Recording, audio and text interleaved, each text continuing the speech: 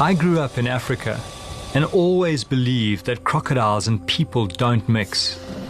I thought crocs to be cold, instinctive creatures. But now I believe that this image is far from the truth. When you witness the relationship between this crocodile and this man, it will challenge everything you think you know about crocodiles and the natural world itself.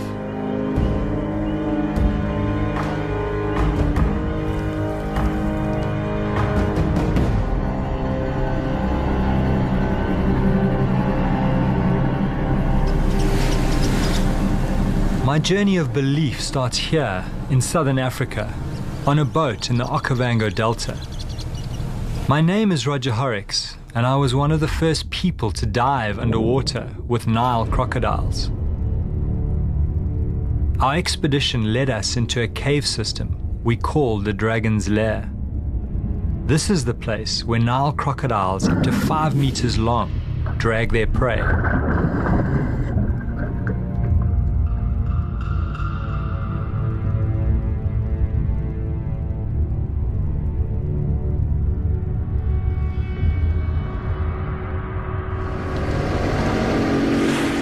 Our guide was veteran riverman Greg Thompson. The scary thing with crocodiles is they're one of the only animals that consider people as food. Underwater, we had an experience that challenged all that. We had an encounter with an animal that was just unlike anything we had experienced before. It allowed us to be so close. Why was this animal not showing any aggression? Why did it allow us to be with it for hours? These intimate moments revealed an aspect of crocodile nature I had not thought possible. It felt as though the crocodile had invited us into its lair, as if enjoying our presence. And I started thinking, would it be possible for a crocodile to form a bond with a human, an animal we've always thought incapable of feelings?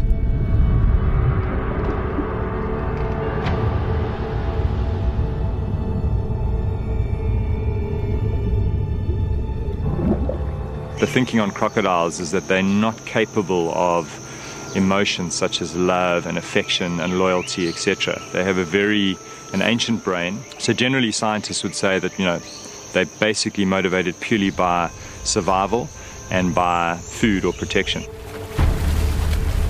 It was strange, and sometimes I think I simply imagined the whole encounter. But ever since then, I've been obsessed by this question. Can a croc understand and share the feelings of a human?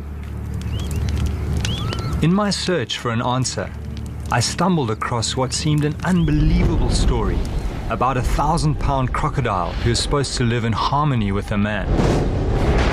This man and this crocodile are said to live in Costa Rica. I had to investigate. Coming to Costa Rica, there's just this real sense of almost going back in time into a kind of prehistoric world. It has massive amounts of tropical rainforest, and it's bordered by 2 oceans. It is also the perfect home for the American crocodile. Some say American crocs are a less aggressive species than Nile crocs. It's true the statistics show far fewer attacks than Niles, but like all crocodiles, they are supreme hunters. And in Central America, and Costa Rica in particular, they have most definitely attacked and even killed people.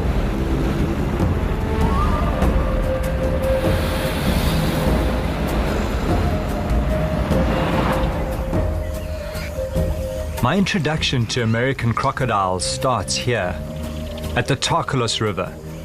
It's the best place in Costa Rica to see American crocs.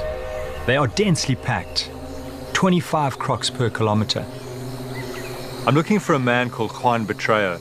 He's really well known in these parts because he was actually attacked by a huge crocodile and dragged underwater, and managed to escape by digging his fingers in its eyes. And strangely, for a man who's had this near-death experience with a crocodile, instead of that driving him away, it's actually drawn him to these animals, and he's doing something quite remarkable. Juan is now calling a big aggressive crocodile called Tyson. It was actually Tyson that caught Juan and dragged him under. And he's got huge scars all over his stomach that he wouldn't allow me to photograph. He doesn't want to portray the crocodiles in a bad light. This situation is really dangerous.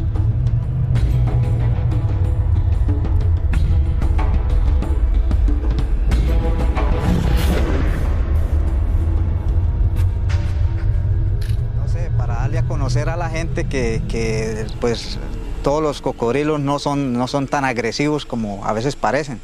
Entonces, para darles a entender a la gente que hay que cuidarlos, que hay que conservarlos y que no son como a veces se cree que devoran todo y todo esto. Entonces, es para un poco más de concientización a las personas que no hay que tenerles tanto miedo, sino que hay que conocerlos.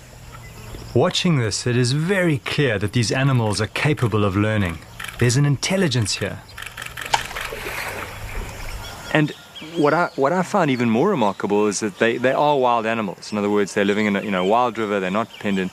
And yet he had the sort of the sense to actually reach down and touch its nose. I mean, how had he found the courage to take the physical intimacy so far?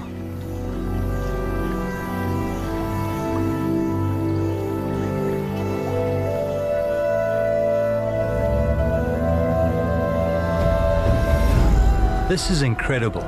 It clearly says something about the possible relationship between crocs and people. At the very least, challenges the perception of the instinctive attacking croc. But I'm not forgetting that Juan has been dragged under and bitten.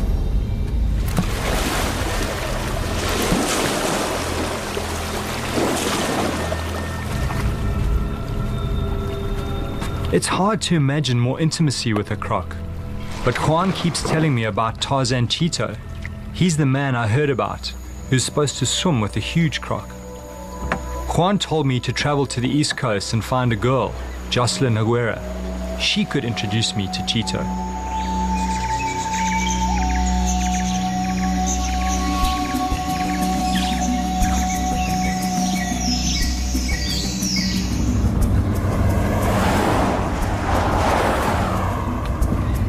I caught a taxi across the width of Costa Rica to the town of Siquirres, where I managed to track down Jocelyn Aguero. She'd been attacked by a crocodile and saved out of its jaws by Chito. Luego cuando yo ya sentí que yo no aguantaba más, entonces yo dije que sea la mano de Dios. Y después me sacó, Chito estaba ahí pescando. Y él me sacó, se dio un bombazo y seguramente al sentir que...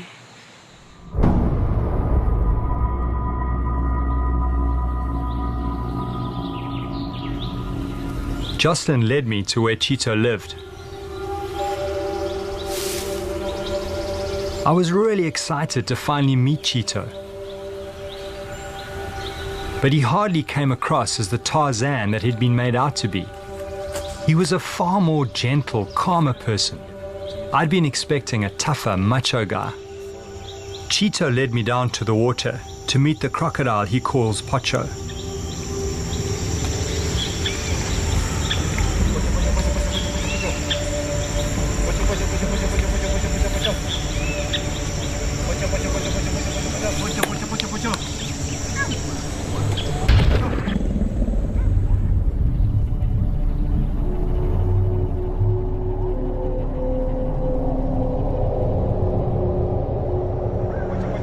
I felt a bit nervous, but I could immediately sense that Chito was not afraid. The crocodile seemed to be responding to his voice. I just can't imagine him actually getting into the water with this animal. You see the face, the eyes? He's happy, his eye, looking. See it? When you see the eyes open. ugly, Yeah. it's a little something happens, but he's really happy with this. The eyes. Pocho is a monster, at least 16 foot long, with a massive girth. Go, Pocho. Little fast, Pocho, little fast.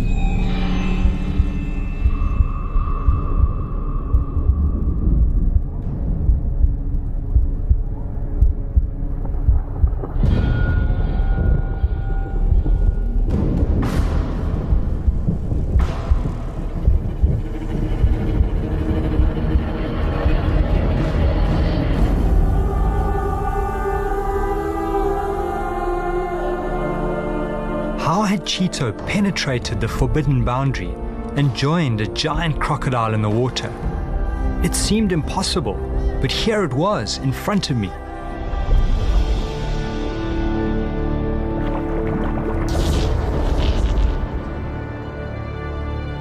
His life story is like something out of a fantasy book, not unlike Tarzan. It all started 23 years ago when Chito found a crocodile that had been shot by a farmer for attacking his livestock. With incredible and almost inhuman patience, Chito nurtured this crocodile back to life, sometimes chewing fish in order to encourage the crocodile to eat. It took him 3 years to get the crocodile back to full health, and after that, because it grew so quickly, he named it Pocho, which means a big, strong, handsome guy. He claimed that during this period of care and recuperation, a really strong bond started to develop between the two of them, something which my research had told me was highly unlikely. I think he don't want to make me never hurt me because we have 20 years together, and maybe we would have a problem in 3 years, 2 years, and now it's 20 years and nothing. As far as I know, no human has ever swum and touched a huge crocodile in the water and not been attacked. What Pocho is allowing has probably never been seen before in the history of the human-animal world. Yeah, meeting Chito is just like, my strongest impression was almost, it's like meeting a kind of modern day shaman. He clearly has a very, very strong affinity with nature, and he spent a huge amount of time in nature as well. And that passion, that commitment is very, very evident.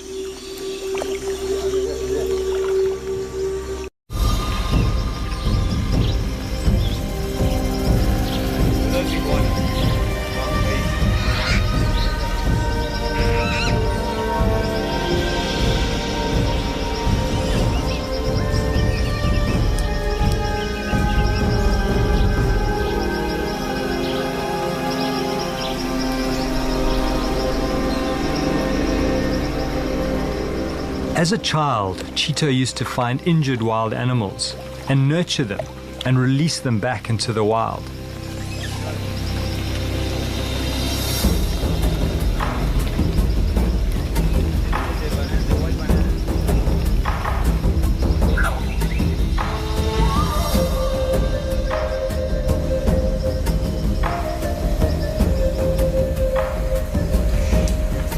The more I spent time with Chito, the more I realized that he has this incredible sensitivity to animals and wilderness. Could it be that the sensitivity gives him the edge? Is it this that gives him the ability to interact with Pocho? I'm really hoping that I can tap into this and develop this understanding in myself, get a better understanding of this mystery.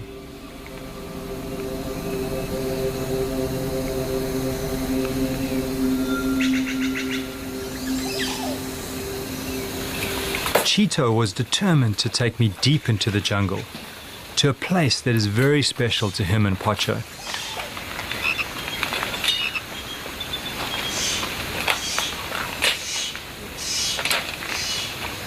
Okay, when Pocho come here, you see the same like a hole. The incredible thing is that once Pocho actually regained his bulk and he started recovering, word got out that Chito had this animal, and of course he didn't have a license for it, so the police came to try and take it away from him, and he brought it to this area. There's a beautiful little pond over there which is very hidden, and basically when the police did come, he would come and stay here and he'd live inside here, so he could be very close to Pocho, and then applied for papers, and then once he got the papers he then felt safe to take Pocho back. My first wife, she left me because I spent so many hours here, so many days with Pocho, so she thinks I'm crazy. How I want to be so many days with animals, and that skinny animal. What the hell are you doing with that skinny animal, she say. And I'm here to save Pocho, because somebody want to take Pocho, so I have to bring him here and spend my time here. So my first wife don't like it. She say I'm crazy, so she go. There was a lot of bats. And this was like my Chito lived in this tree for weeks on end, putting up with the bats and the mosquitoes. And this is where he really lived up to his nickname of Tarzan Chito. my gun. My machete only. I like my wife and I love her, but I can't get. I think I can't get another Pocho, but I can get another wife, but I can't get another Pocho because it's one in a million, and that was like a God give me a bless with Pocho. Now Chito's happily married to his second wife, and they have a young daughter called Shakira.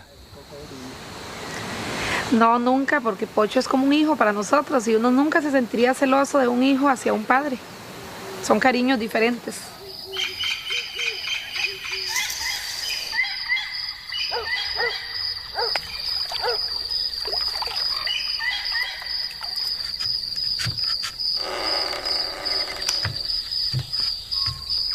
His family were initially very concerned that the crocodile would eat him.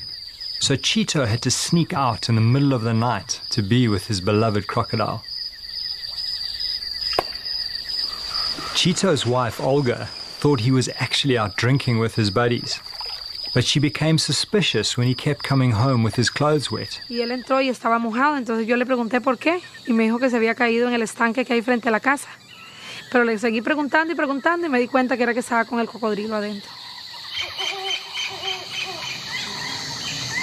Yo me entrego totalmente a Pocho, el sentimiento mío. I give myself totally to Pocho. The feeling I have is like when I go to sleep. I feel very calm. When the night comes, I feel at peace in the natural world with Pocho. Full moon is the height of our coming together. It's when crocodiles are most alert because all the other animals are very active. It's the hunting time. His worst time is when it thunders.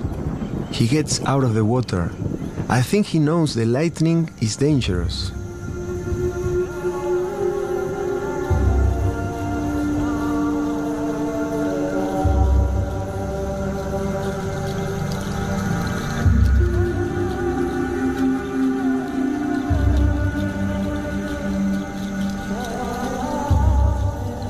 Our games we taught each other started at night. The death roll other crocs used to rip chunks of meat from prey became one of our first games. It was then I realized he could learn and remember. Pocho is so clever. This time at night, for me, it's like being with God. Chito just seems to have crossed what I think many people would just see as an impossible boundary. Crocodiles are really aggressive at night. It's when they hunt. And yet he somehow seems to have turned this to his advantage and actually used it to build intimacy with this animal. I'm just getting such a strong sense that they are actually capable of emotion more than we would have, ever imagined.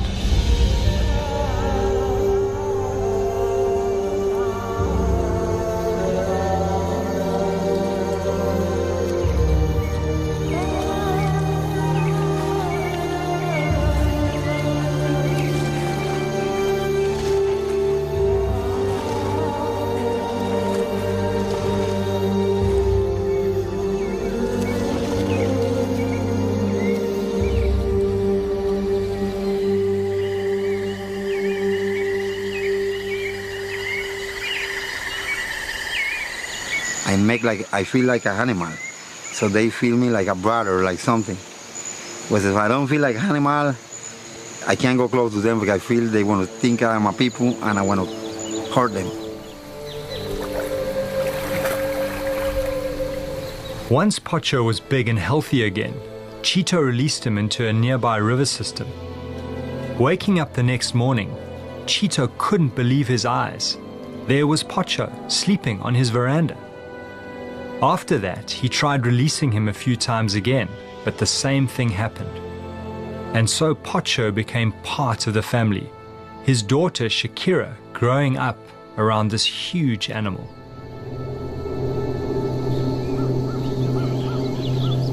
A mí me gustaría ir a la laguna y jugar con Pocho, pero mis papás no me dejan. Go, Pocho. Little fast, Pocho, little fast. When you look at this, it's very easy to quite quickly take it for granted. Go, Pocho. And I don't know of anyone else who has as intimate a relationship as Chito does with the reptile. But in the research that I've done, there have been people who've had relationships with reptiles for, up to 10 years, and everything's fine, and all of a sudden they get eaten. And I think you've just got to realize that every time he gets into the water, he's running a significant risk. Relax, man, relax. Sleep a little bit. Relax. Enjoy. Cuando yo estoy hablando con la gente, when I'm alone with Pocho, I feel like an animal. I feel crocodile. Often I think back to his injury, how we had to heal it. I feel completely connected to Pocho. I am part of the nature of this animal. Every animal needs stimulation. I gave him food when he was dying, but he needed more. He needed my love. In the beginning, I wasn't sure of how close I could get. It took me a while to understand the signs he now gives me. I slowly started to touch him, and he never tried to bite me. Once he recovered his strength, I was expecting him to go back to the wild. He was free to go, but he decided to stay. That's when the trust grew stronger, and I began to move closer to him. Sometimes he will go for me with his mouth open. But just before he bit me, he will stop and close his mouth. I tried to hold him when he began to swim, so that he will respect my strength. At first, I was scared when he got crazy and threw me off. Then I learned to read his moves. So much of his feelings is in his eyes. When Pocho is anxious, you can see a lot of blinking in his eyes. His eyes says plenty. When he's happy, his eyes are normal. I can tell this because I look at his eyes every day.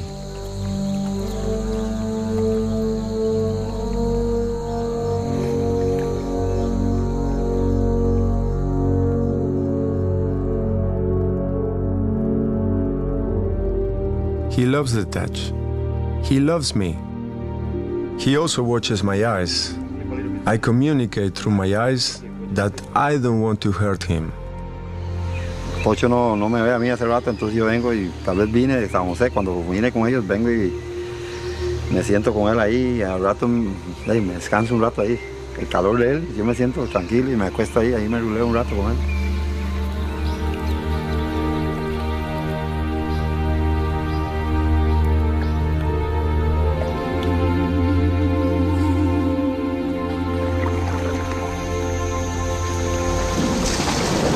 I think the one thing that you can't discount is that this animal was shot in the head, so it's not inconceivable that has somehow modified its behavior. What could have happened is that because of the huge shock to the brain, it has been reprogrammed, and the deep nurturing that Chito has shown has somehow modified the usual crocodile behavior. At my lightest touch, he now responds. If I try to force him in any way, he just uses his strength. He pushes me out of the way. This touching language took 3 years to develop.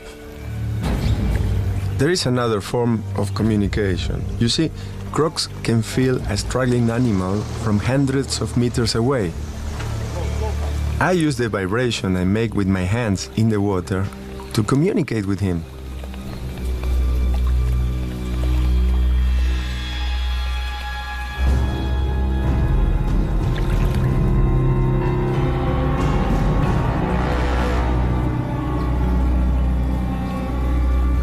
Now he comes to me.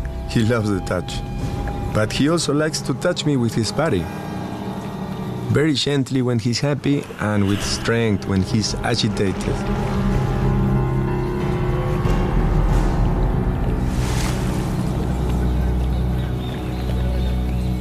We have this routine of movements we have created over the years, like two dancers. We are in a dance.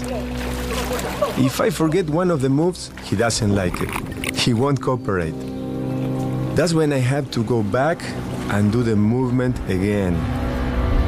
Then he does it much better and he's happy again. I never push him. I only try things twice. If he doesn't do it, I leave him. You can't push a 1,000-pound animal around. When you first see this, you immediately think it's impossible. And then, of course, you start to, as a human being, you try and think of some kind of rational explanation for it. And the first thing that comes to mind, of course, is that it's a feeding dependency. But there are periods of time where he doesn't feed the animal for up to 3 weeks, and yet the animal still comes to him. It still seems to seek out that connection and that interaction with him. When I gave him food, I hit him with the fish. So he associates that feeling with biting and eating. When I touch him with my hand, I touch him gently, so that he knows it isn't food and won't bite me. He gets excited when I go in the water. He loves the touch. He loves to play. If I had to go away for a few days, he gets agitated. He waits for me. He doesn't bite me because he respects me.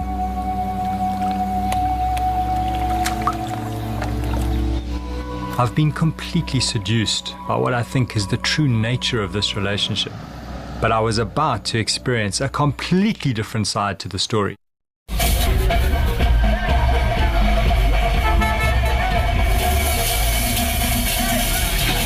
Rica! Africa!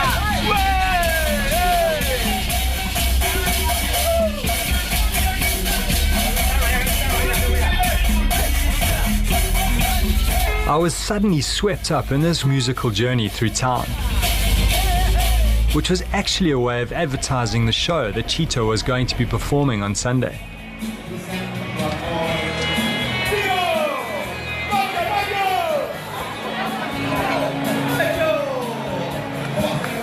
The day I feel afraid, no more show. As I watched all these people arrive and a circus-like mood starting to develop, I just felt really uncomfortable on so many levels. There was all this money changing hands, and that leads you to question the motive. It always does. Is he looking after this animal because he loves the animal, or is he just looking to make money?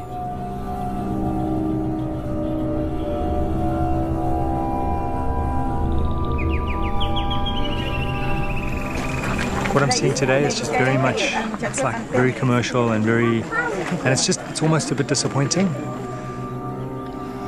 The other thing that didn't sit well with me was Chito dressing up like Tarzan and doing this whole Tarzan act, because it just seems to trivialize the richness of this relationship that I've had access to. Watching the crowd, it's very clear that they are fascinated by what's going on. What's interesting is their way of making sense of it is simply to write Chito off as completely crazy.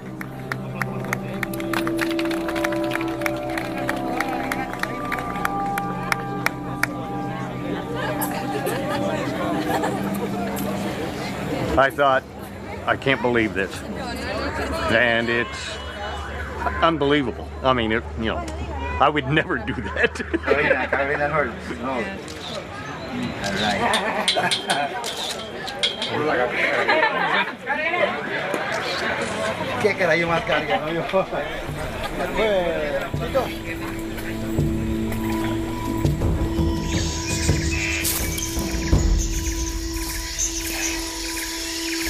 When I first saw those pictures of Chito, I immediately had this fantasy of him as being some kind of noble savage with this incredible connection with this animal that I could learn a great deal from. And when I met him, he absolutely lived up to that fantasy on many, many levels. But when I saw that show, I was in many ways just devastated, because it just challenged my whole fantasy of what I thought Chito was and what he represented. And I really struggled with that. I almost almost just wanted to pretend that that wasn't happening.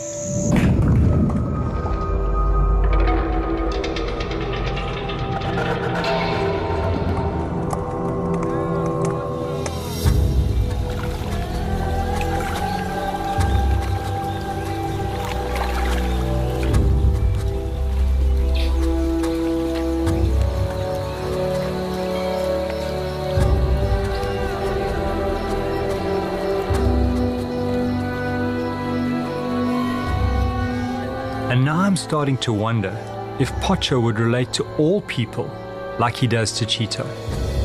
And there's only one way to find out. So Chito, you sure that I can get in and start to get close? Yes, we worked a little bit this morning and the crocodile kind of feel you already. Okay. So don't afraid. Okay. Trust me, okay? And trust the crocodile. Okay. When I say, you stop a little bit. But don't run away. Yeah. Because if you run away, the guy will think you're afraid and he want to follow you. Okay. So you feel strong and looking face every time. Okay. And a very nice smile.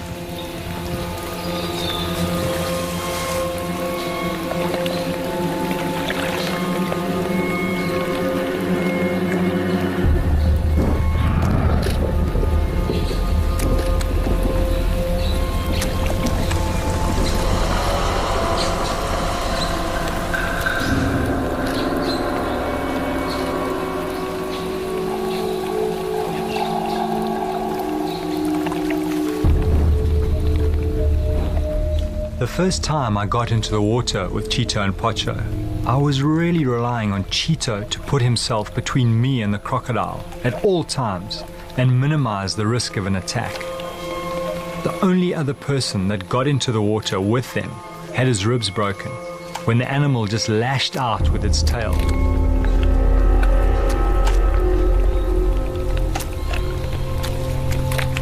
I need to be really careful.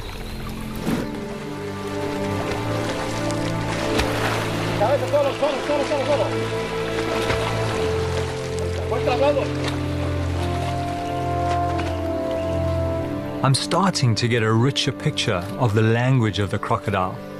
When they move their eyes rapidly and they arch their backs, it generally means they're feeling very aggressive or threatened. They're also incredibly sensitive to any form of sound or vibration, and they can pick that up over very large distances. So I need to be very conscious of what I'm doing when I'm in the water. Chito also seems to think that they're incredibly sensitive to smell, and they build up associations with various things in the environment through smell, through pheromones. But it got quite hairy at times where I could sense that crocodile wanting to come in, and I just had to trust his ability to kind of read and manage the situation. Well, I think everything in the natural life move and have something they can understand. But you have to have the direct communication, the chemic. So you want to have it, and you do it with heart, you feel it. If you don't do something good, you don't want to have nothing. So, Pocho, no, tranquilo, Pocho, Pocho. Wow.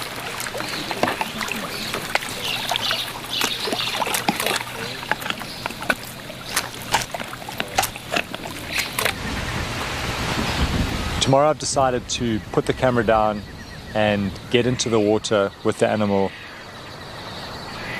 without Chito creating a barrier between me and that animal. I've learned the easy things. I've learned the cues, the arching of the back, the rapid eye movement, the things that you can learn from distant observation. But the critical thing that I need to put into practice and experience is actually trying to influence that animal through my own mental state. And the only way to do that is to actually get in the water and get close to the animal. Yeah, Pocho. So, Chito, can the crocodile feel your emotion? I mean, is that important? Very important. That's the way you feel it. The way it's checking you. Okay. They can feel. Okay. Very special guy. The rain is not so good, but this guy good. Okay. So you only trust me. Yeah. Feel. I trust you.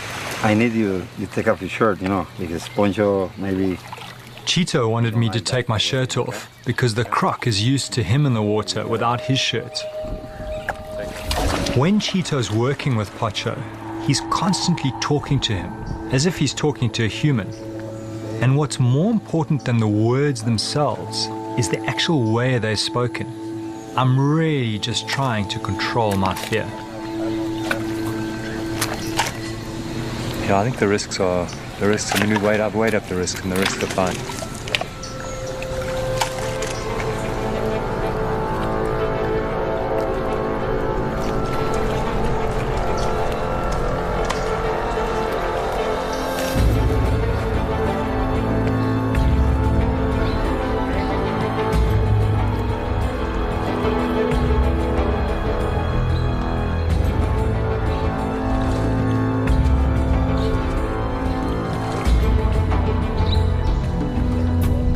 As I approached the crocodile and held its tail from behind, he immediately reacted and swam off and started to display very aggressive behavior.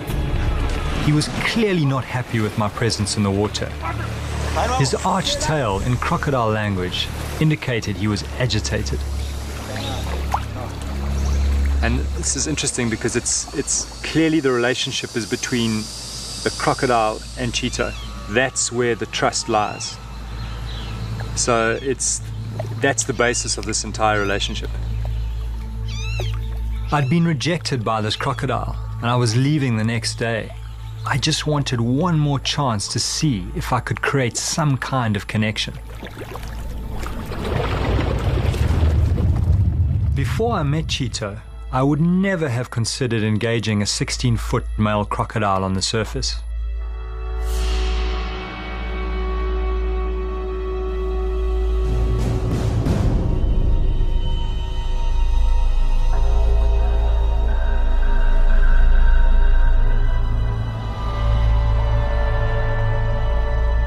As that animal approaches me, I'm constantly running through my mind what Chito has taught me.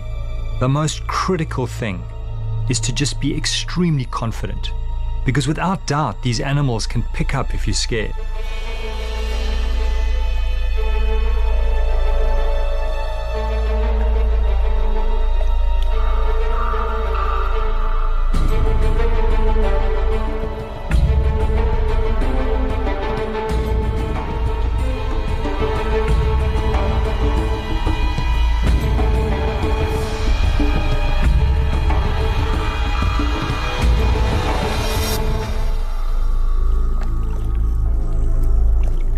As Pocho disengaged and swam past, I reached out and touched the dragon.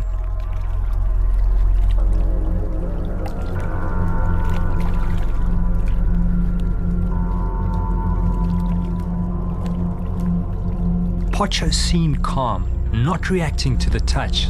But then as he came round to circle me again, something changed. He hissed, and I felt really threatened.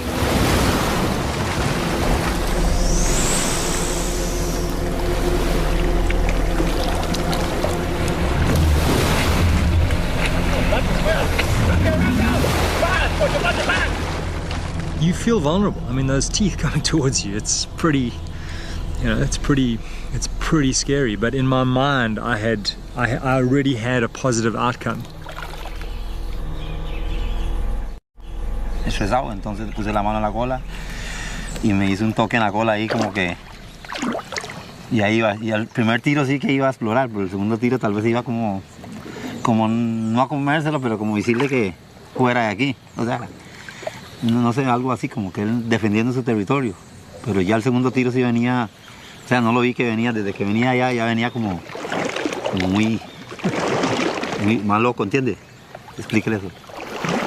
It's very clear to me that Chito and Pocho have a lifelong bond, and for me to form any kind of connection with this animal would take years of hard work.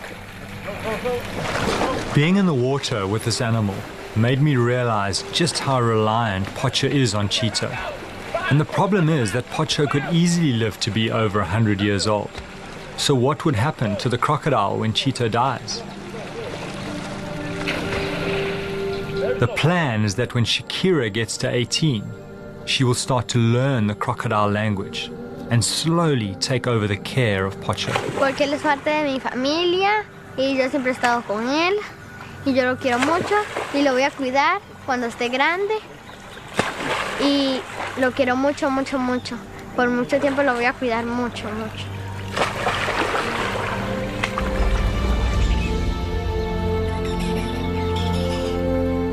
I think what's important here is that there really is a commitment to the lifelong care of this animal.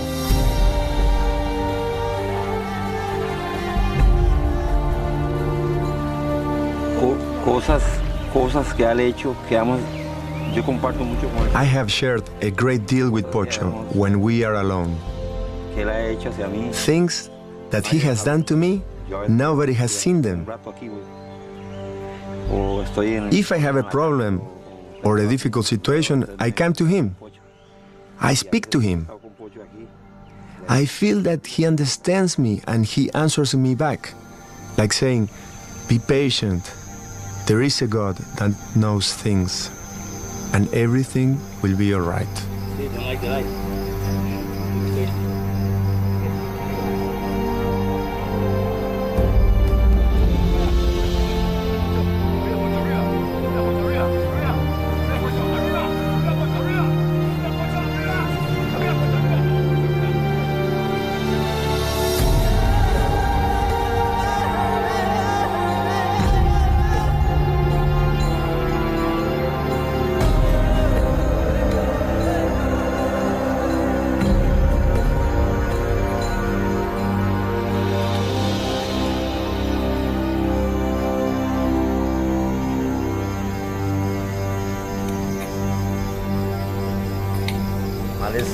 Las relaciones con animales es muy importante para todo el mundo, que ellos puedan.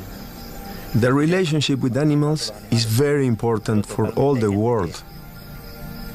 People don't understand, but people like you who are close to nature get it fast. Other people think I'm crazy, and this is why it's so important for you to be here, because that way you can tell the world about my relationship and what it means for me as a human to have this friendship with Pocho.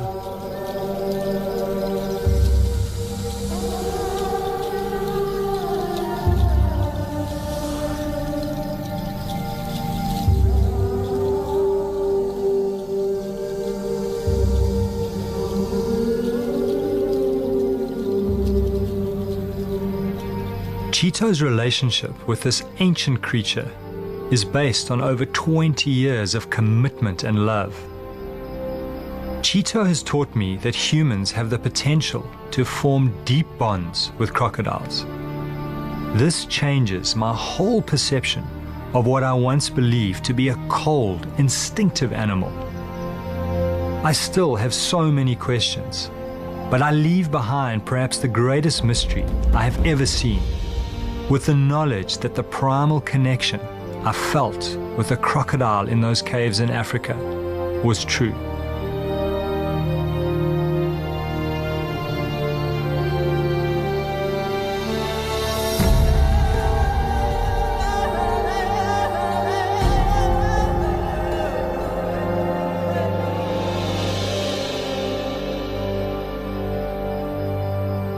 And that's where I thought the story ended.